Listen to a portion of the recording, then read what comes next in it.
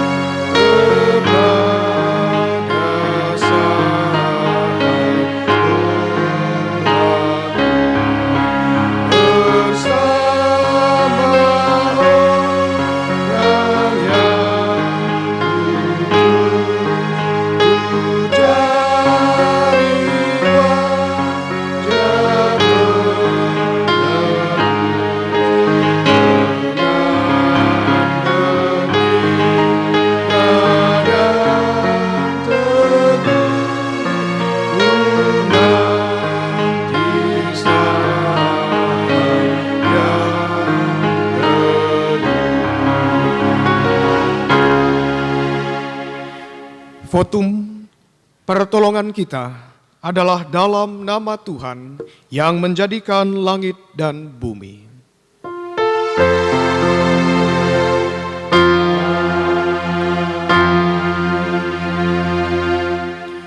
Filipi 2 ayat yang keempat menjadi nas pembimbing kita yang tertulis demikian. Dan janganlah tiap-tiap orang hanya memperhatikan kepentingannya sendiri, tetapi kepentingan orang lain juga.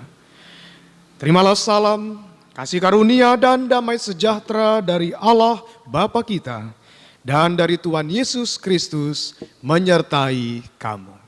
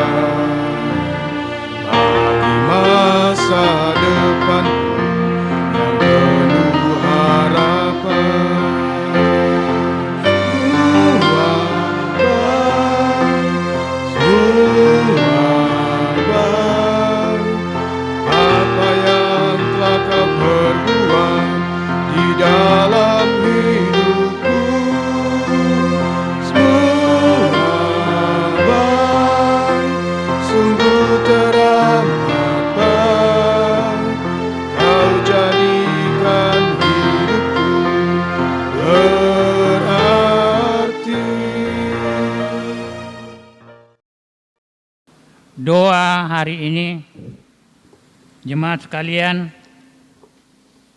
mari kita berdoa kepada Tuhan untuk menyerahkan segala keberadaan dan mengakui kesalahan kita. Ya Allah yang Maha Tahu, kami datang dalam kesadaran bahwa tidak ada yang dapat disembunyikan dari Tuhan. Karena itu, dalam kerendahan hati dan kejujuran, kami mengakui segala dosa dan kesalahan kami. Kami sering tidak peduli kepada sesama yang membutuhkan pertolongan. Kami masih hidup berdasarkan hawa nafsu kami, sehingga perselisihan dan penderitaan kerap terjadi.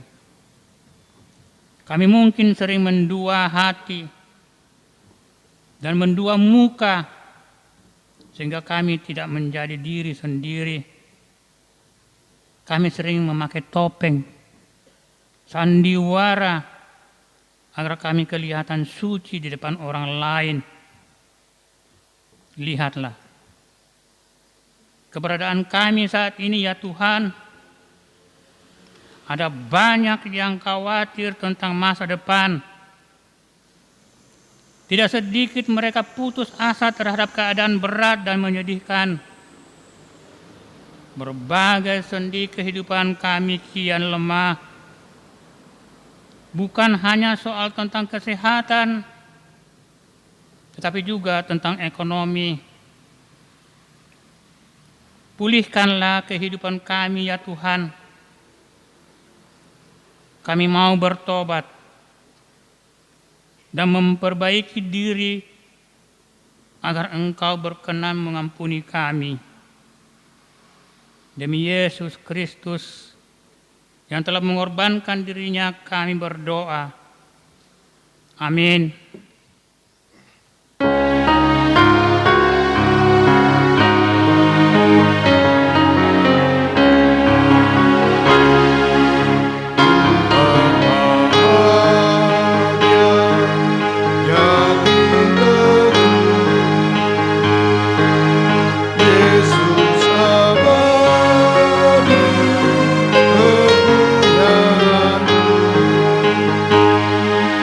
Aku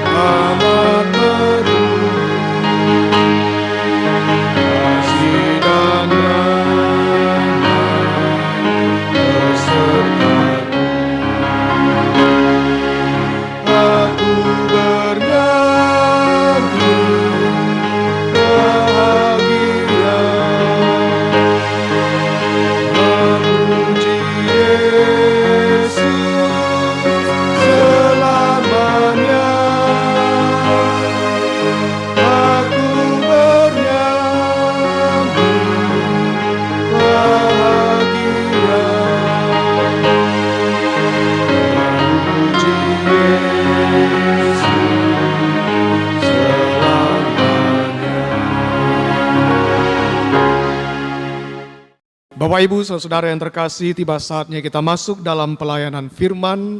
Mari terlebih dahulu kita siapkan hati dan pikiran kita untuk memohon tuntunan Roh Kudus. Kita berdoa. Segala hormat, puji dan syukur kami naikkan kepadamu ya Allah Tuhan kami, sebab Engkau selalu setia dalam perjalanan hidup kami. Saat ini ya Tuhan, kami telah menyiapkan hati dan pikiran kami untuk menerima sabda-Mu yang kiranya akan menguatkan iman percaya kami, memberikan semangat baru dan mempertegas arah tujuan hidup kami, supaya kami berjalan sesuai dengan kehendak Tuhan. Apalagi di tengah situasi saat ini, kami sangat membutuhkan firman-Mu yang juga akan memberikan pengharapan bagi kami untuk percaya bahwa indah pada waktunya akan Tuhan nyatakan di dalam kehidupan dunia ini. Bersabdalah ya Bapa, sebab kami umat-Mu telah siap untuk mendengarnya. Demi Yesus Kristus, firman yang telah menjadi manusia, kami berdoa. Amin. Bapak Ibu yang terkasih, pembacaan Alkitab pada hari Minggu ini diambil dari Perjanjian Baru, surat 1 Korintus pasal 11, ayat 17 sampai dengan ayat yang ke-22. Yang menyatakan kebiasaan-kebiasaan yang salah dalam perjamuan malam. Dalam peraturan-peraturan yang berikut, aku tidak dapat memuji kamu, sebab pertemuan-pertemuanmu tidak mendatangkan kebaikan, tetapi mendatangkan keburukan.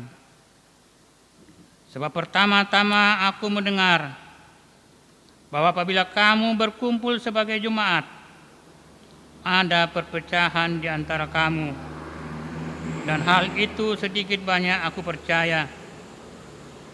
Sebab di antara kamu harus ada perpecahan, supaya nyata nanti siapakah di antara kamu yang tahan uji. Apabila kamu berkumpul, kamu bukanlah berkumpul untuk makan perjamuan Tuhan. Sebab pada perjamuan itu, tiap-tiap orang memakan dahulu makanannya sendiri, sehingga yang seorang lapar dan yang lain mabuk. Apakah kamu tidak mempunyai rumah sendiri untuk makan dan minum? Atau maka kamu menghinakan jemaat Allah dan memalukan orang-orang yang tidak mempunyai apa-apa? Apakah yang kukatakan kepada kamu, memuji kamu? Dalam hal ini aku tidak memuji. Demikianlah pembacaan Alkitab. Terpujilah Yesus Kristus. Haleluya.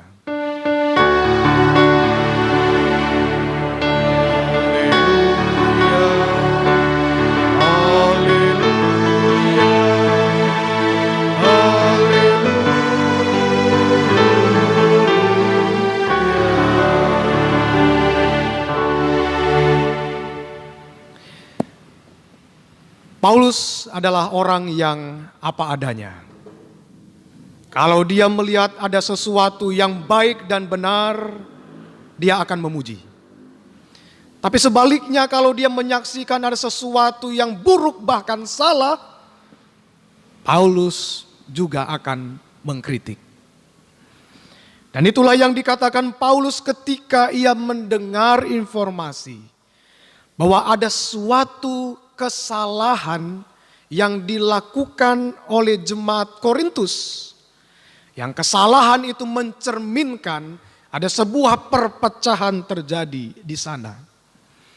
Dan karena itu Paulus berkata, dalam hal ini aku tidak akan memuji apa yang engkau lakukan.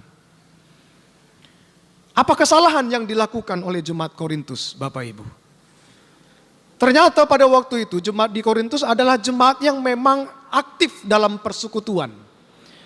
Tampak di luar mereka begitu elok. begitu indah persekutuannya. Tetapi ketika menyaksikan di dalam, ada sesuatu kebiasaan yang sesungguhnya tidak sesuai dengan hakikatnya.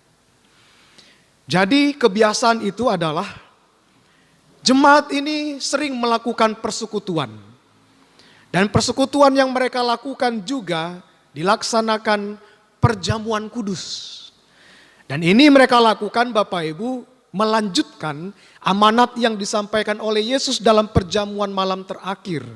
Ketika Yesus katakan, lakukanlah ini sebagai peringatan tentang aku. Jadi umat Korintus pada waktu itu ketika bersekutu, mereka memecahkan roti, memakannya, dan meminum anggur.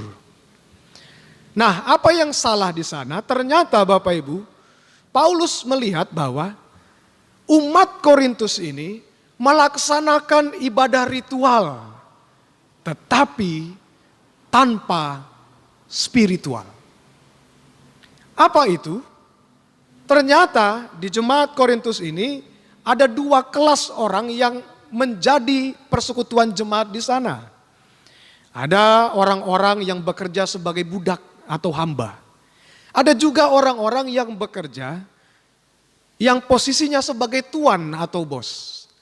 Nah, yang sering terjadi adalah ketika persekutuan itu dimulai, sang tuan ini datang lebih dahulu. Sedangkan para hamba ini datang lebih lama karena mereka masih bekerja. Nah, yang terjadi adalah sang tuan yang datang lebih dulu ini, ketika mereka sudah ada, tanpa menunggu dan memikirkan yang lain, dia sudah makan roti dan minum anggur itu banyak-banyak. Dan akhirnya yang terjadi adalah mereka yang duluan mengambil roti dan anggur tadi itu makan minum sampai kekenyangan, bahkan sampai mabuk. Tetapi akhirnya mereka yang belakangan tidak sampai kebagian. Bagi Paulus ini salah. Ini wujud keegoisan salah satu golongan jemaat yang hanya memikirkan dirinya sendiri. Ada yang kenyang, ada yang kelebihan anggur, ada yang tidak kedapatan sama sekali. Dan bagi Paulus ini ada yang salah. Sebab hakikat dari perjamuan kudus adalah berkorban dan berbagi. Jadi kalau umat merayakan perjamuan, memakan roti dan meminum anggur, itu adalah lambang tubuh dan darah Yesus, di mana Yesus bukan hanya memikirkan dirinya tetapi memikirkan umat manusia, karena itu dia mau berkorban. Jadi sejatinya perjamuan kudus itu adalah berbagi, bukan mikirin diri sendiri. Dan pada titik ini bagi Paulus mereka salah. Mereka juga mungkin berpikir, oh kalau mereka semakin banyak makan roti dan semakin banyak minum anggur, oh semakin banyak berkat Tuhan yang akan mereka terima. Dan ini jelas keliru. Sebab roti dan anggur itu hanyalah lambang. Dan kalau dia hanya lambang, sedikit pun kita makan, itu artinya kita sudah merayakan kematian Yesus Kristus yang berkorban bagi umat manusia. Perjamuan kudus yang harusnya makan minumnya dinikmati bersama. Tetapi ironisnya yang terjadi adalah orang-orang tertentu hanya memikirkan ketamakan. Dia membuat dirinya kenyang. Dan akhirnya orang lain tidak kesampaian. Kebiasaan inilah yang dikritik oleh Paulus. Dan bagi dia ini adalah sesuatu yang salah sebab tidak sesuai dengan hakikat perjamuan kudus yang sesungguhnya. Bapak Ibu sekalian, kalau kita melihat kenyataan yang terjadi di gereja-gereja masa kini, bahkan di wilayah kita sekalipun, mungkin saat ini ada juga kebiasaan-kebiasaan yang dilakukan oleh warga gereja yang sesungguhnya keliru dengan hakikat firman Tuhan yang sesungguhnya. Sebagaimana Paulus mengkritik kebiasaan jemaat di Korintus, mungkin di jemaat kita juga ada kebiasaan yang perlu kita kritik. Saya perlu juga mengambil contoh yang terjadi di wilayah kita. Ada banyak orang yang membuat suatu pesta atau syukur panen misalnya. Tapi syukur panen yang dilakukan oleh orang-orang beriman itu bukan dilakukan untuk penyembahan kepada Tuhan atau mengembangkan keakraban dalam persekutuan. Tapi akhirnya ujung-ujungnya pesta panen itu diakhiri dengan pesta mabuk. Kita sering mendengar kenyataan seperti itu. Hakikat ucapan syukur tidak sampai sebab orang jatuh kepada hal-hal yang memabukkan. Nah, ini perlu kita kritik. Jika ada jemaat yang melakukan itu, jangan ikuti. Dan jika ada mereka yang melakukannya, tegur. Bahwa kalau kita mau bersyukur kepada Tuhan, bersyukurlah dengan benar. Jangan membuat kita jatuh ke dalam dosa. Demikian juga Bapak Ibu. Mungkin kita sebagai warga gereja pernah juga melakukan seperti apa yang dilakukan oleh tuan-tuan di jemaat Korintus sana. Mereka memikirkan dirinya sendiri tanpa peduli kepada orang lain yang ada di belakang. Saya pernah menyaksikan Bapak Ibu di sebuah gereja. Ketika ada ibadah syukur dilakukan, lalu kemudian doa makan. Setelah doa makan, semua orang berlomba ke meja makan sampai antrian sudah tidak benar. Dan apa yang sering terjadi? Orang yang berada di barisan paling depan, ambilnya banyak-banyak. Dan yang sering terjadi, orang yang berada di barisan paling belakang, kadang gak sampai mendapatkan makanan. Ini yang saya mau katakan bahwa, jangan rakus. Jangan pikir diri sendiri. Tapi pikirkanlah orang lain. Sudah dapat gak ya? Karena itu ambil secukupnya. Pastikan semua orang dapat. Dan kalau semuanya sudah dapat, kalau mau tambah silakan. Saya mau cerita pengalaman Bapak Ibu ketika kami pada waktu itu bersama-sama ada di Mesir. Pada waktu itu tour guide kami berkata, pelayan restoran bilang sama dia bilang begini, hebat ya orang Indonesia itu, mereka suka makanan kami. Jadi kalau makan sarapan pagi Bapak Ibu, mereka itu selalu menyajikan semacam telur rebus. Kalau di kita itu semacam telur asin gitu. Telur asin yang masih ada kulitnya. Nah katanya mereka kagum karena orang Indonesia ketika makan sarapan pagi, telurnya itu habis. Jadi kalau ada 1-2 rombongan orang Indonesia, semua telurnya itu habis. Dia kagum. Tetapi pelayan itu bilang ada juga yang membuat dia kaget. Ternyata ya, orang Indonesia ini makan telur sama kulitnya, kata dia. Kenapa dia bilang begitu? Karena dia pikir begini, lah ini kan telur yang masih ada kulitnya. Telurnya habis, tapi kulitnya nggak ada kelihatan di tempat gitu loh. Dia pikir orang Indonesia itu mungkin makan terus sama kulitnya. Lalu tour guide-nya bilang, Pak itu bukan begitu. Orang Indonesia itu kebiasaannya, kalau ada telur begitu, telurnya dibungkus Pak. Dibungkus, dibawa pergi, ya makanya habis, tidak habis di tempat. Nah saya tidak tahu Bapak Ibu apa yang disampaikan oleh tour guide atau pelayan ini memuji atau nyinggung. Tapi saya sebagai orang Indonesia sebenarnya tersinggung dengan kata-kata itu. Seakan-akan orang Indonesia itu kalau ada telur, dibungkus, dibawa pergi. Tapi itulah, saya pikir itu bukan mewakili seluruh orang Indonesia. Tapi itulah yang sering terjadi mungkin beberapa mental orang Indonesia. Tidak habiskan di tempat, tetapi bawa banyak-banyak sehingga tidak memikirkan orang yang lain. Hari ini kita juga belajar Bapak Ibu. Jangan egois. Jangan pikirkan kita kenyang dulu. Tetapi pikirkanlah semua dapat apa tidak. Ini yang dikecam oleh Paulus. Dan karena itu biarlah kita juga peka terhadap keadaan yang seperti ini. Jangan hanya memikirkan diri sendiri, tetapi harus peduli kepada orang lain. Jangan kita kekenyangan, Jangan ada orang yang kelebihan makanan, tapi di sisi lain ada orang yang tidak mendapatkan makanan. Tidak ada keadilan namanya di situ. Tapi yang harus kita kerjakan adalah kita kebagian, orang lain juga kebagian. Itulah hakikat yang namanya persekutuan. Berbagi, bukan memikirkan diri sendiri. Di tengah keberadaan kita saat ini Bapak Ibu, ketika pandemi virus corona masih saja terjadi sampai saat ini, membuat sendi kehidupan kita semakin lemah.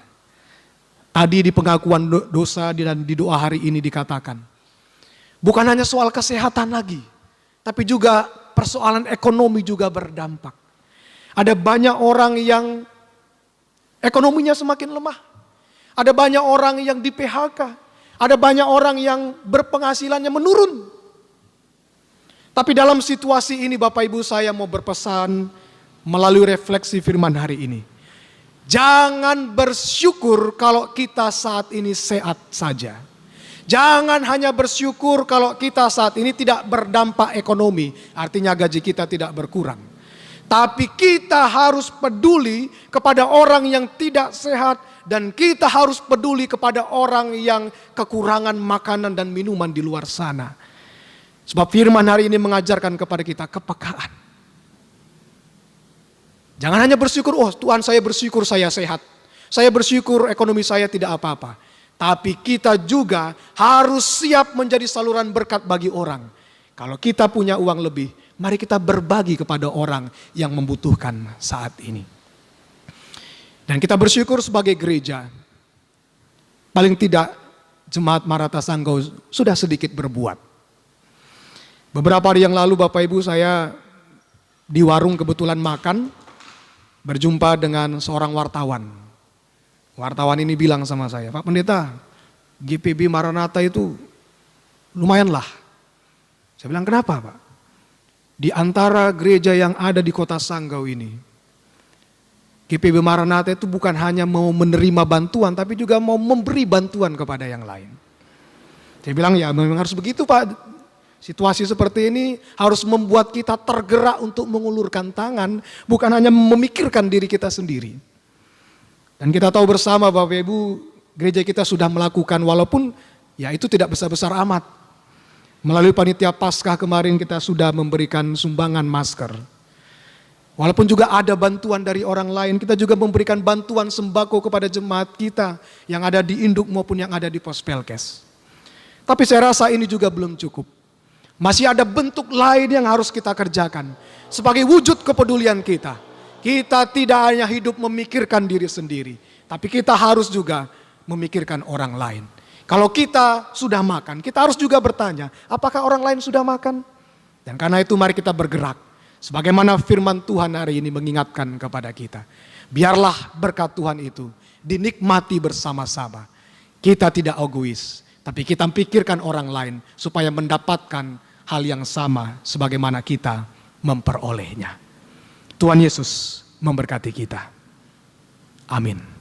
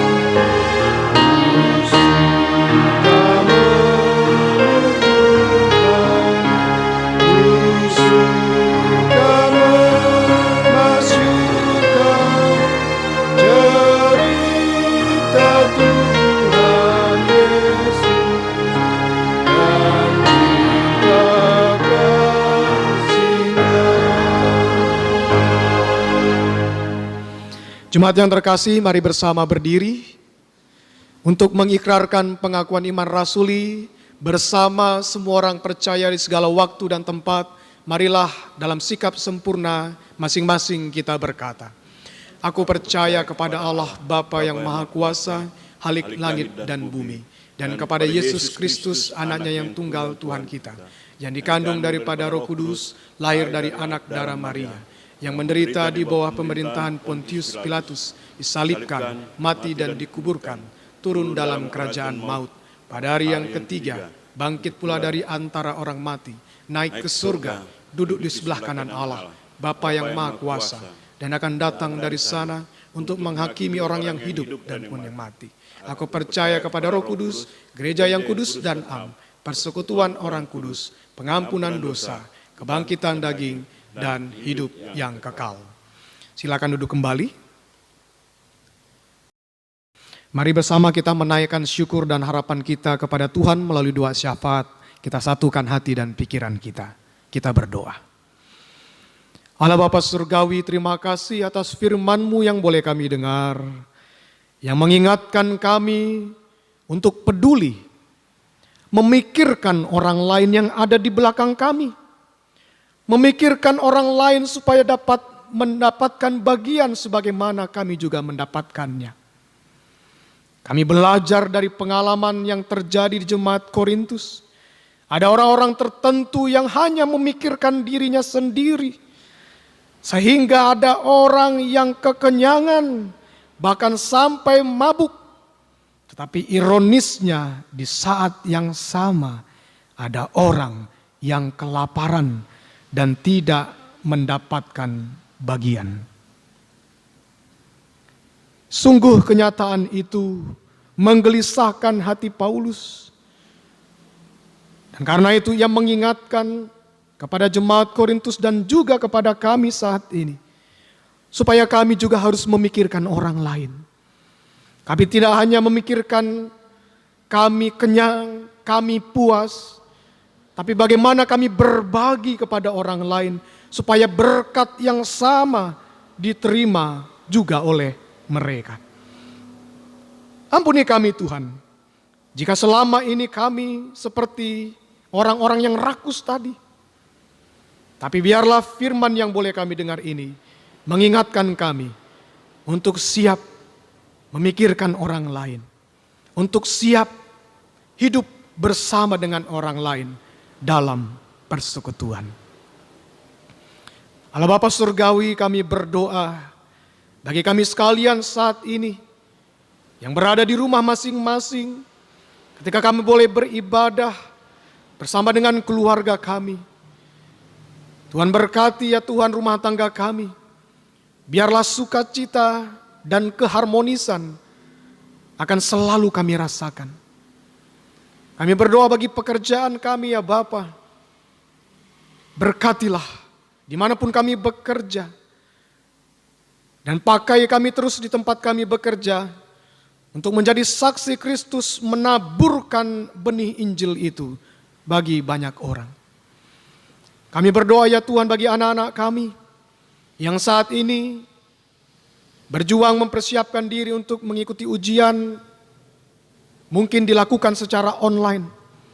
Tuhan berkati mereka dalam segala persiapan, biarlah situasi ini tidak menghambat mereka untuk terus belajar dengan sungguh-sungguh. Kami juga berdoa ya Bapa, bagi orang tua kami, dimanapun mereka berada saat ini, kiranya Tuhan memberikan kesehatan kepada mereka. Biarlah damai sejahtera-Mu berlaku bagi mereka sebagaimana Engkau juga memberikannya bagi kami. Nah, saat ini juga ya Bapa, kami berdoa bagi gereja-Mu, bagi jemaat Maranatha Sanggau dalam segala keberadaannya. Biarlah jemaat-Mu ini adalah jemaat yang bersekutu, melaksanakan ibadah ritual dengan spiritual yang kuat kepada Tuhan. Kami mengalami kekompakan, kami mengalami ikatan kekeluargaan yang erat sebagai tubuh Kristus. Kami berdoa ya Tuhan bagi warga jemaat yang bersuka cita karena ulang tahun dalam sepekan ini. Baik ulang tahun pernikahan maupun ulang tahun kelahiran. Lengkapi sukacita mereka ya Bapa, agar mereka terus mengandalkan Engkau sebagai gembala agung di dalam hidup ini. Kami berdoa bagi warga jemaat yang mengalami sakit. Kami berdoa bagi Ibu Lewerisa yang baru saja menyelesaikan operasi. Tuhan memberkati proses pemulihan, biarlah pada waktunya ia boleh sembuh dan kembali normal sebagaimana sedia kalanya. Kami juga berdoa bagi keluarga Bapak Benhard Mihing, oleh karena kelahiran anak terkasih yang dinanti-nantikan.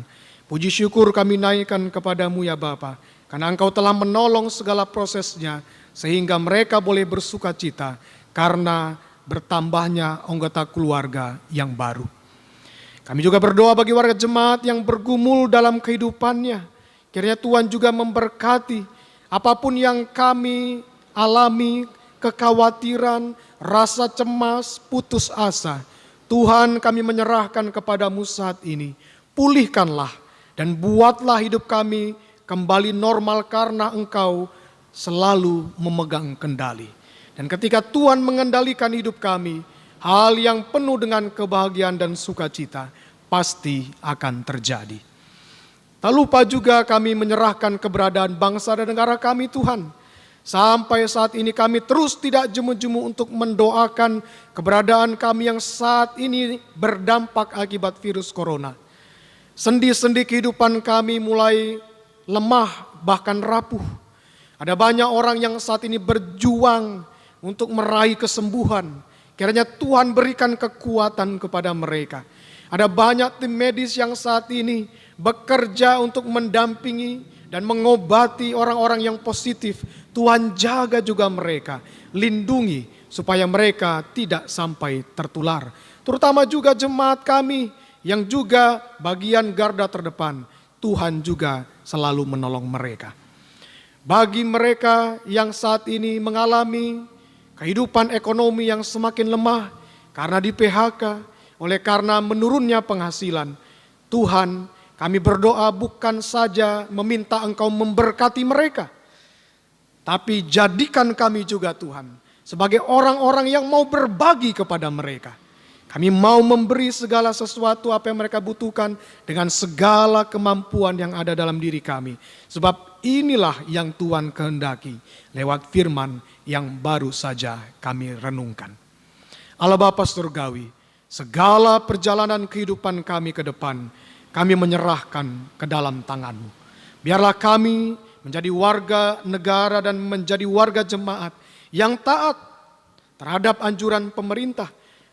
Kami tetap berada di rumah, kami tetap menjaga kontak sosial, menjaga kontak fisik yang berjarak, sehingga kami berkontribusi untuk memutus mata rantai penyebaran virus ini.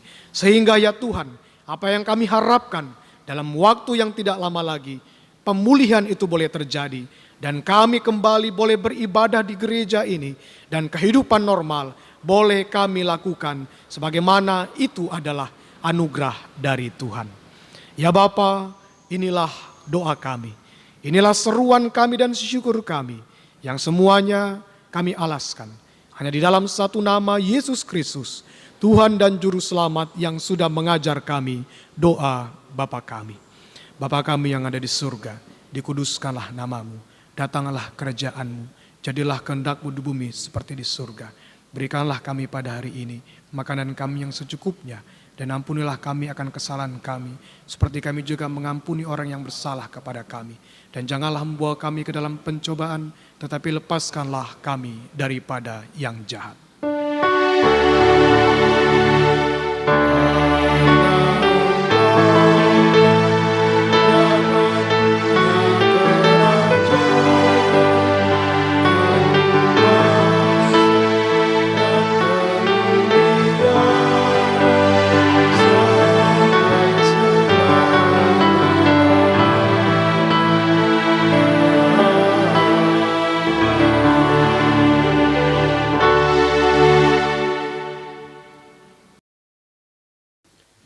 Persembahan syukur.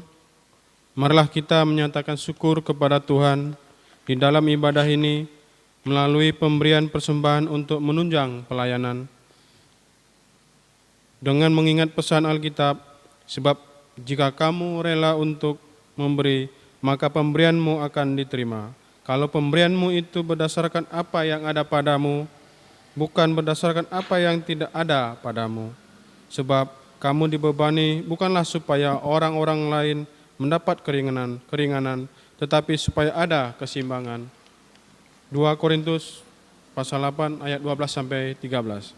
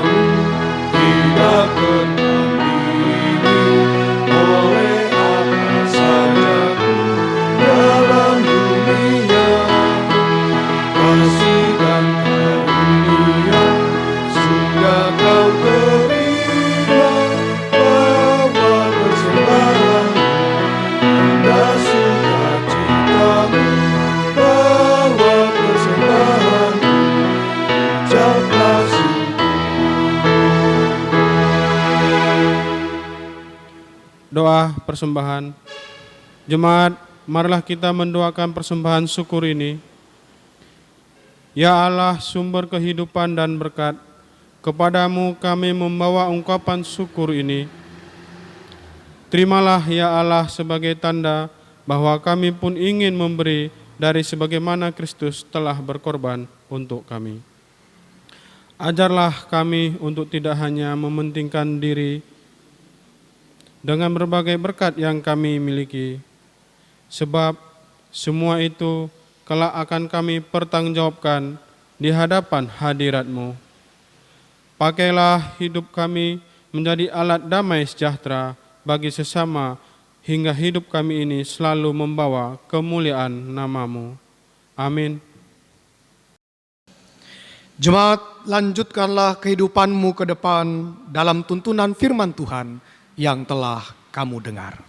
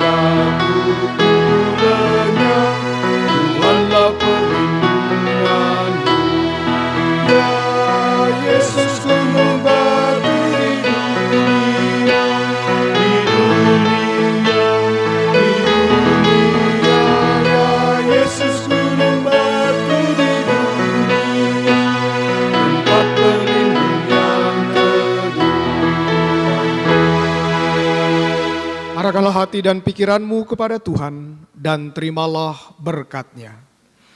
Kasih karunia, rahmat dan damai sejahtera dari Allah Bapa kita dan dari Tuhan Yesus Kristus dalam persekutuan Roh Kudus kiranya memberkati kamu sekalian dari sekarang sampai selama-lamanya.